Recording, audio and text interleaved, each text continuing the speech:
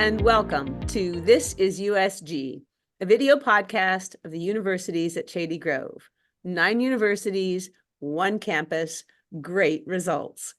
I'm Khademian, Executive Director of USG. I am delighted today to welcome one of the newest presidents within the University System of Maryland, and he now leads one of our great university partners here at USG, Towson University. Dr. Mark Ginsberg was named the 15th president of Towson University in August 2023 and began his tenure last October. He has enjoyed a more than 40-year career as a psychologist, an educator, and senior administrator in academia. Prior to his appointment at Towson, he spent 13 years at George Mason University, where he served as the Dean of the College of Education and Human Development from 2010 to 2020, and the Provost and Executive Vice President from 2020 to 2023.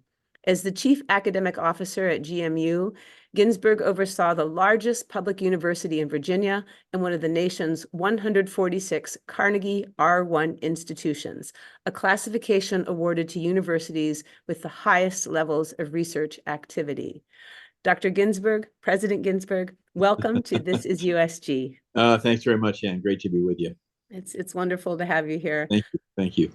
I like to start off these conversations with a little bit of a self-introduction. And, in reading about your career and your history, the words inclusive, collaborative, a great listener, these words come up again and again to characterize your leadership style, building on the voices and the people around you, harnessing the energy of the people around you to do this work.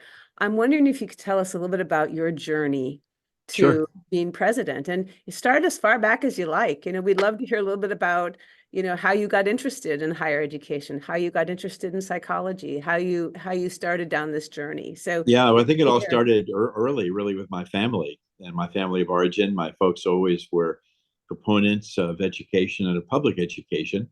Went all through public education as a P-12 student, beginning the earliest days of kindergarten, even before that, and all the way through public education from high school to bachelor's degree to master's degree to doctoral degree. And so that's always been a commitment that my family had made, was to value learning, to value growing, and to value, really in large part, relationships. And so it became a natural for me as an undergraduate to gravitate towards psychology, and then as a graduate student to have the opportunity to go to Penn State University and receive a doctoral degree and to study and learn from people who not just were extremely capable theoreticians and researchers and scholars, but were people who respected others and were wonderful, wonderful models for me. My dissertation advisor, who we lost in this last year, unfortunately, became not just an advisor, not just a mentor, but he became the godparents to my children. And it's that kind of fundamental closeness in relationships that I benefited from and learned to value, and hope that I value that and continue to be the next generation of leaders, from the leaders I learned from, to embed that in their leadership style. That's fantastic. I wonder if you could talk a little bit more, and so meaningful, how you recognize the importance of the quality of the human being, not only the scholar and the professor, but the quality of the human being as well. And that really comes out in so much of your public comments, your work. I'm going to highlight right off the bat that you chose to live in the dorm, starting your time at Towson, and I think that's also, you want to hear the students, you want to understand their lives, you want to be able to relate to that experience. Could you talk a little bit about how your leadership style embraces or recognizes this approach, this human approach? I learned a long time ago, and one of the things I tell people often is that I think the best leaders are actually the best listeners, and that there's a relationship between being a leader who's listened to and a leader who listens to others. And so I try to be the latter so that I can become the former. I think people are more apt to listen to you if they think they've been heard by you. So I try to do that very genuinely. You mentioned living in the dorm. When we first got to Towson, we've lived in Maryland our whole adult lives, but we lived in Montgomery County, where Shady Grove, not too far from Shady Grove, actually, in Montgomery County area. So we've kept our home there, but have moved up to Towson also. And we were thinking about where we're going to live. And one of my colleagues here said, well, the university has a couple of apartments that are available in some of our dormitories. We use them for guests who come to the university. And they said, if you'd like to stay in one while you're looking for a house, that'd be great. And so I said, that'd be fabulous. And so my wife and I went there. We went into the apartment, and after about 2 weeks, we said, why don't we just stay here? This is like great. First of all, it's convenient. It's walking distance to the office, but it's my wife and I and 385 undergraduates living in this building. And we thought, what better way to try to understand the university than to be there every day and every night, literally. And so we did that, and we love it. Tell you a couple of quick stories that might be of interest. First week we were in the dorm. I came back from a meeting. It was about 10 o'clock at night, and I got in the elevator, and this young man gets in the elevator with me, and he looks at me, and I know what he's thinking. He's thinking, whose dad is here, and why are they here at 10 o'clock at night in the dorm? And then he said this to me. It's honest to God, true story. You can't make this up. He said, there's a rumor floating around the building that the new president's going to be living in the dorm. And he goes, I've seen his picture. And then there's this big pause, and he goes, you look a little bit like him. So I had to fess up and say, well, it was actually me. And so I tell all the kids, I say, call me Mark, and call my wife Elaine. We want to be people in the building, and I feel like we've gotten to, not only I feel like, but I'm really confident we've gotten to know a lot of the students in the building, and have gotten to really interact quite a bit with them. It's not like we're living in a triple, in a hallway. It's an apartment in the building, so there is a little bit of a distance, which is good, because we also don't want the students thinking that we're invading their territory, if you will. So that distance is good. And I'll tell you one other quick story, which I love. We were in there on a Saturday morning, and we're looking about doing some minor renovations to the building. And one of our facilities team leaders came over on a Saturday to show us around some things we were thinking of doing architecturally. And I said to him, a guy named Terrence, I said, Terry, it's so quiet where we are. And everybody asks us, you're living in a dorm, isn't it noisy with all the students around? And it's so quiet. And he said, Mark, you do live on the 18th floor of the building. It's a big building. And I said, yeah, it's the 18th floor. And he goes, well, nobody lives on 16 or 17. We haven't renovated those floors yet. So I didn't realize that. So we're close, but we're not that close. But it's more than symbolic. I think it captures for us wanting to be in the middle of things, and wanting to be active on the campus, and wanting to be engaged and involved, because not only do I think relationships are important, but I think community is important.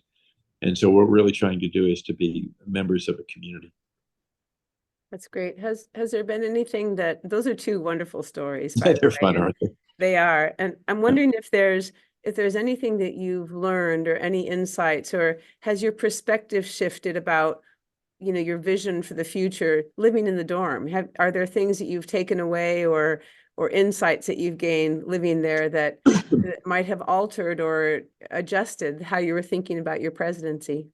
Well, one of the things I've learned is how highly motivated our students are. And, Towson is a minority-majority university. We have about a quarter of our students, or a little more, are first gen. Even more than that are Pell students. And so sometimes there's an attribution about students who don't come from backgrounds of privilege, that they're somehow, it's a different student than students who might come from a background of privilege. And I had the opportunity early in my career to spend quite a number of years at Johns Hopkins, where we had students from every prep school in America, probably. And at Towson, we have students from basically every public school in Maryland. And I find the students to be highly motivated, kind of gritty, and wanting to get down and do the work, and just really good kids. I've just been so impressed with their enthusiasm, their commitment. And we have great conversations. Elaine and I both come in the building. We'll talk about almost anything. And We ask them about their work. We'll talk about books they've read. Well, it's just great conversations. And um, so I guess to answer your question, what's impressed me as most anything else is the zeal for community and the zeal to be in community with others, and the importance of being in community with others, which has just reinforced my view about the importance of relationships, particularly on campus. Yeah, I should say too, though, I don't know if you're going to ask me, but I'll say the same thing about our faculty and staff, that the interconnectivity, the sense of people being very committed to the institution, but also wanting to be part of something bigger than themselves, has been really palpable for us and very impressive. We've loved it. We've just been having a great time. that's fantastic. And it's so reassuring to hear in these times when there's so much focus on what divides us as opposed to what brings us together. You know, absolutely right. And it's not to say there haven't been difficult times and difficult moments, because there have been on every campus. But the fact that, for me at least, that I've worked really hard from the outset to be in a relationship with other people have allowed us, I think, to have some of those difficult conversations and to do it in a way that's respectful. Because during these complex times, I very much want our students and our faculty and staff to have the freedom to disagree with each other, but not to have the freedom to be disagreeable with each other. That is, to respect each other. And I feel really good that that's the culture of Towson University. Yeah, and I think you're doing a lot to reinforce and build that as well. Oh, So thank you. that's wonderful. That's great. During your time at George Mason, you did a lot to really support students, Yeah. to really help. I think you significantly helped to increase the graduation rate and, Mhm. the success of students. You focused on coaching for students, a Yes. number of really important transformative programs. Yes. And I'm wondering what you've learned from those efforts. I mean, clearly you were very successful there, and how that's informed some of the work you're bringing to your leadership at Towson as well. Yeah, great question. Mason and Towson are very parallel to each other, Mhm. very similar institutions in lots of ways. We were fortunate when I was at Mason to grow it into, as you mentioned earlier, and become an R1, one of the small handful of R1s in the country. Towson's on the verge of becoming an R2. Um, I don't think R1 is necessarily in the immediate future of Towson. There are very few R1s without either a medical school or an engineering school or both, and Towson doesn't have either. But what we do have is a comprehensive research university committed to student success. And to me, that's the secret sauce. It's the commitment to student success and thinking about, regardless of where a student comes from, where their point A is, for example, to help them to get to the point B that they imagine for themselves, and to help them to imagine what that point B is, because a lot of students don't even have a good understanding of what that is. So part of it, I think, is to focus like a laser on their success, to find supports that'll be important for each student, because they're different for one student from another oftentimes, although there are certainly similarities, and to offer programs that provide our student base with the kinds of services they need, the kind of experiences they need, the kind of places they need to be successful.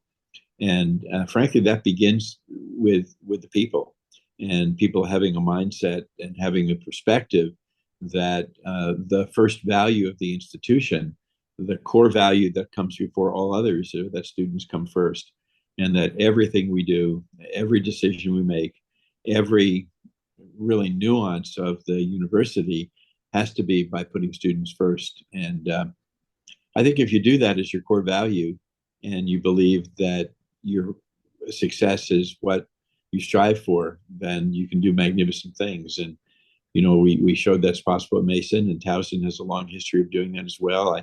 I stand on the shoulders of giants. There have been wonderful people here in leadership positions for many years.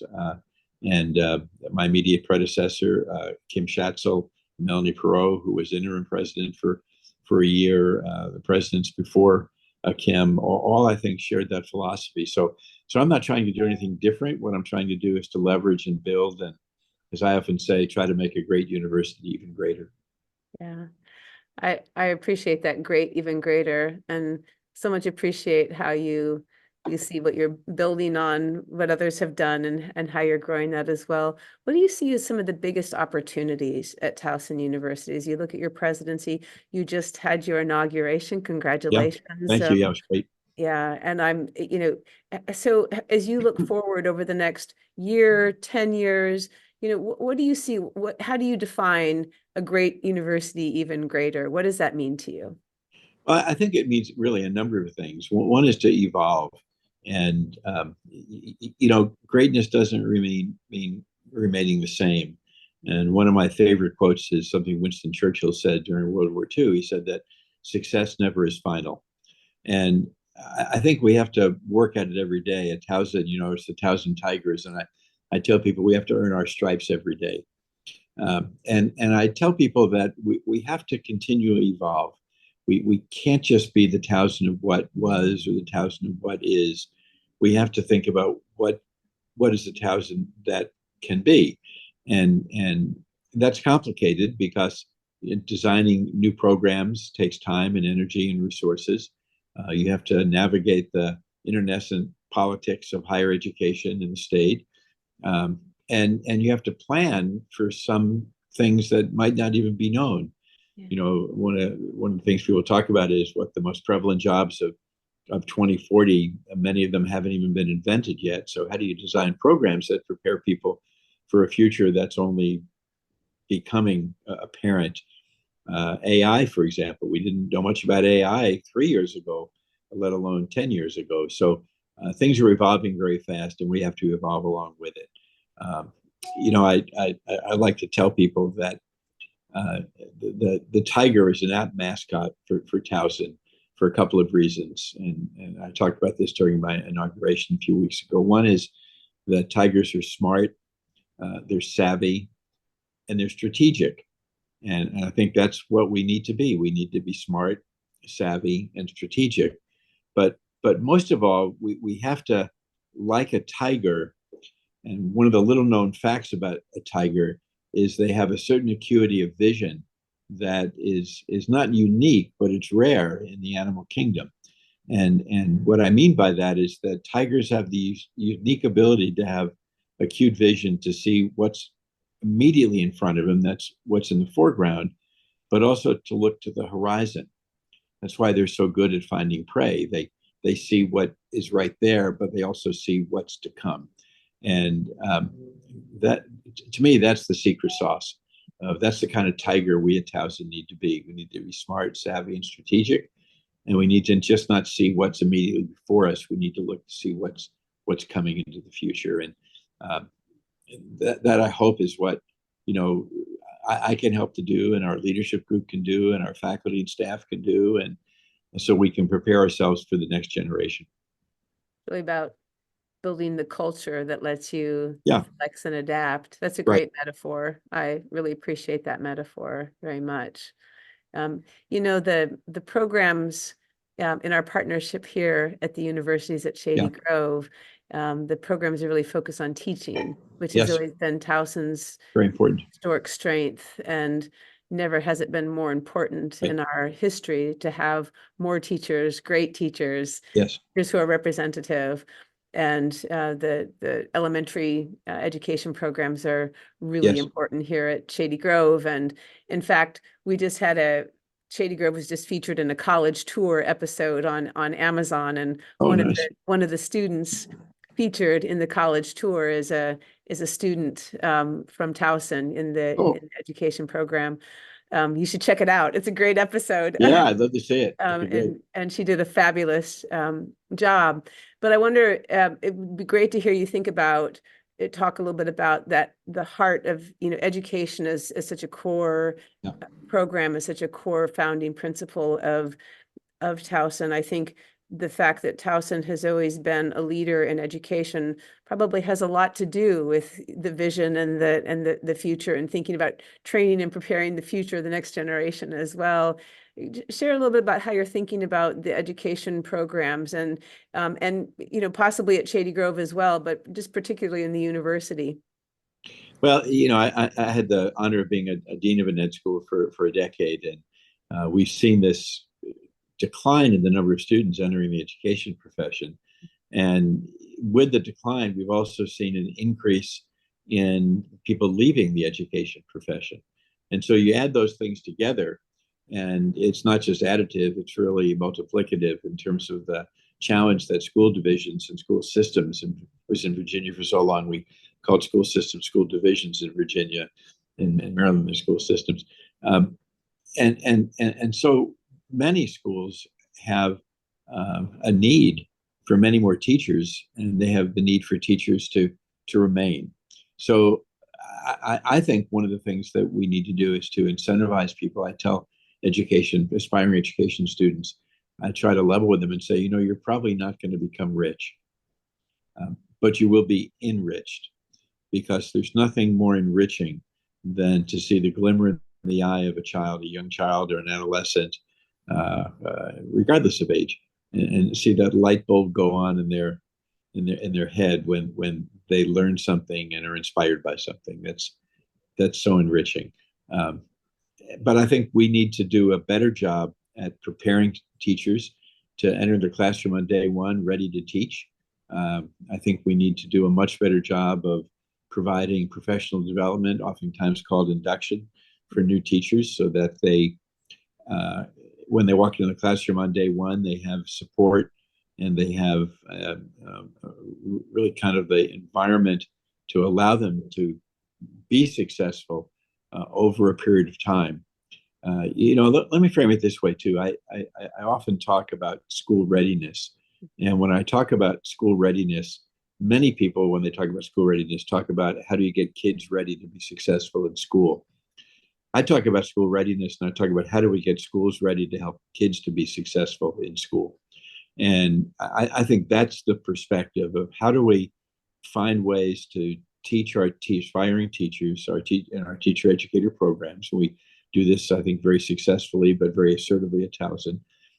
How do we provide teachers with the knowledge, skill, and abilities to help each and every student be successful as a learner, and to understand not just the content of what they teach, not just the pedagogy of how they teach, but also to understand something about human development, so that there's a coalescence of pedagogy, caring, education, and practices that we might consider to be developmentally appropriate. Yeah. So this is a big job.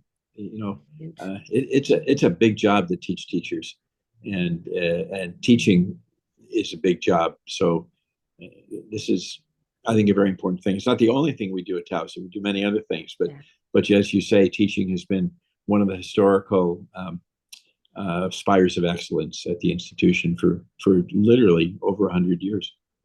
I really appreciate your reframing of not how do you make young people ready for school, but how can the school be ready to receive and support the young people? I think this is the paradigm shift that has to take place. Yeah. So in education across the board, I think in higher education as well, it's not about fitting kids into institutional boxes. It's about the institutions embracing the students and the learners where they are. So yeah, absolutely. How do we get schools ready for kids rather than kids ready for school? Yeah, no, that's great. The challenge of filling all of the open teaching positions, preparing teachers, as you say, it's a big job. It's not only having enough teachers graduating and out there teaching, it's having them ready for what they're facing and being able to navigate that with resilience and with their own health in mind as well, and to be able to be successful and support students. We've got Towson, a historic institution, doing such a great job leaning into this and offering programs here at Shady Grove. You have other educational partners across the system as well. Are there things that we should be doing together as a system to help drive this change? Here at Shady Grove, we've been talking about the pathway system and how we do more collaboratively to fill the pathway and to build the pathway. So we have a system, we have great university partners across the system. Are there things that we should be doing together to tackle the education challenges, the development of teacher challenges? What do you think about that? Yeah, I think it's a good question. For me, it's all about collaboration. At least for me, you used the word a minute ago, and I think that's really key of how do you develop collaborative programs that are contextually appropriate. One program that might fit the context of Harford County, where I was the other night, or We did an event Saturday night in Berlin, Maryland, out on the Eastern Shore. And the environment, the context there from the context of Rockville or Gaithersburg were really pretty distinct. Mhm. So how do we collaborate to understand context? And how do we use that understanding of context to collaborate with the right partners, be they university partners, be they school system partners, be they community nonprofit partners, government officials, county council folk. Um, a wise person said once, "It takes a village," and it really does. And so we've got to figure out. I think um, first, I think, well, as I said, first and foremost, to understand context, and then build the collaborative relationships that allow that context to become a context of success. Absolutely. Yeah, and certainly, but I'd say too, and I'm all about collaboration among the university system Maryland units, and to think about how we can better embed ourselves with each other. And um, there's duplication is important in a lot of these areas, Mhm. but segmentation also is, and specialization is, and Mhm. kind of looking to create a balance of how we can meaningfully collaborate. And I have to tell you that since coming to Maryland, very different than Virginia, where there isn't a system. The universities in Virginia really, by and large, are competitors, Yeah. and in Maryland, we mostly are collaborators, and I really like that. Yeah, I appreciate that too. I think our system is special in that way. There's a sense of commonality in serving Yeah, students that brings us all together. yeah, that's the purpose, commonality and purpose. That's right. Yeah, absolutely.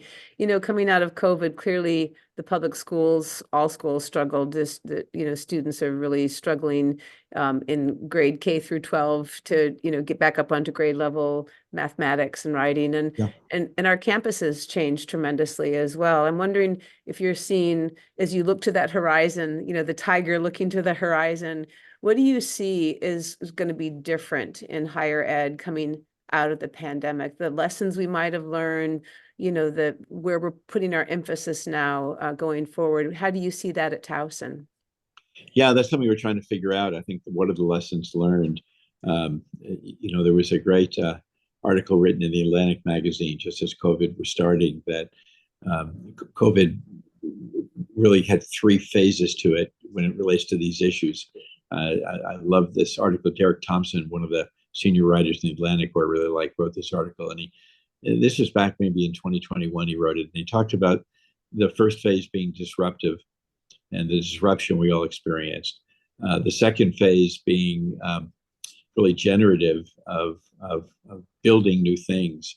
And the third phase being acceleration, accelerating the implementation of things that have been built in new and different ways. And it was a brilliant piece that Derek Thompson wrote, I think. And I think we're in that phase now of looking to how do we accelerate some of the innovations that were spawned during that phase in education. I think it's how do we integrate different modalities of instruction, knowing that students have different ways of learning. I think it's for higher education, it's kind of blowing up some of the traditional, uh, uh, uh, uh, blocks that exist.